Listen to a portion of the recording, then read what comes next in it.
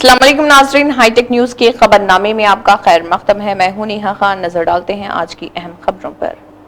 हैदराबाद के बलकमपेट यलम्मा मंदिर के करीब पुलिस और सहाफ़ियों के दरमियान उस वक्त कशीदगी पैदा हो गई जब वीआईपी सिक्योरिटी के दौरान बाज़ मीडिया नुमाइंदों को कवरेज से रोका गया। सहाफ़ती तंजीमों ने इल्ज़ाम आयद किया कि पुलिस एहलकारों के मंजूरशुदा प्रेस कार्ड्स को नज़रअंदाज करते हुए नामुनासिब रवैया अख्तियार किया।